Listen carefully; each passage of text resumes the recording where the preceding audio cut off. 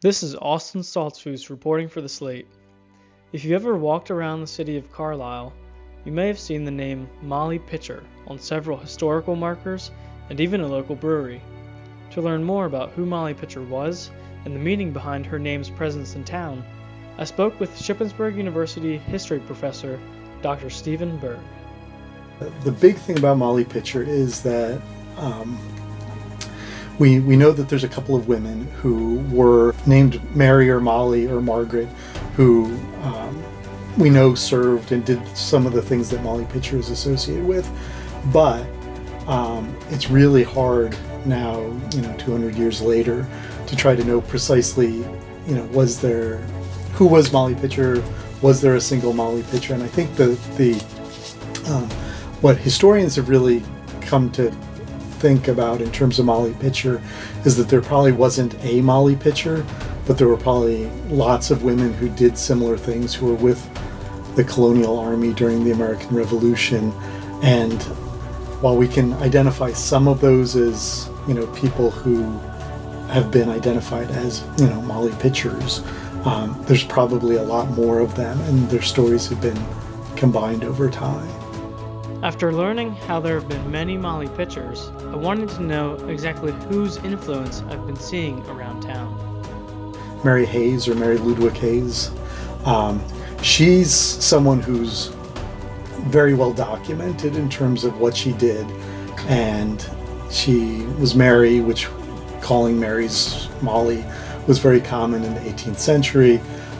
She's someone who we have documentation that she joined her husband, who was in the Pennsylvania artillery in 1777, 1778 at Valley Forge, that she was with her husband. She actually signs up with the Continental Army and is with her husband at the Battle of Monmouth. And then there's another soldier from that regiment who writes about her experiences. So it's pretty well documented that she was a Molly Pitcher, if not the Molly Pitcher.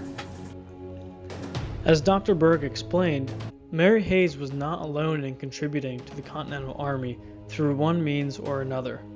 The question remained, why was she such a popular Molly Pitcher compared to the countless other women who contributed?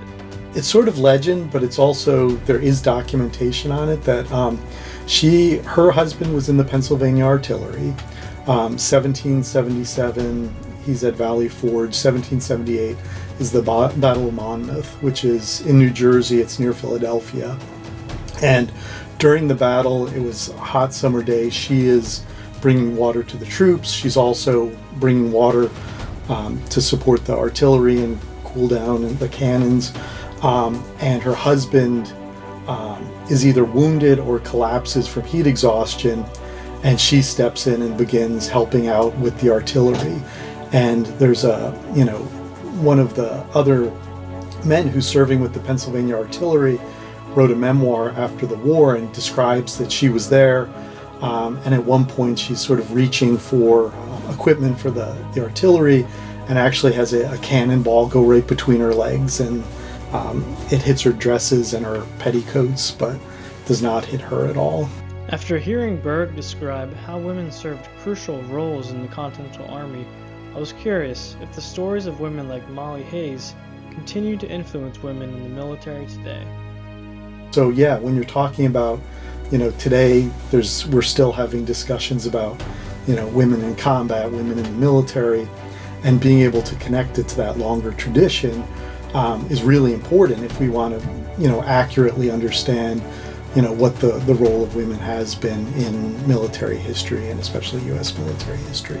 And so for Carlisle, Molly Pitcher not only has is buried in Carlisle, but she's, in some ways become like the iconic woman hero of Carlisle. Mm-hmm. That there's highways named after her, there's hotels named after her, there's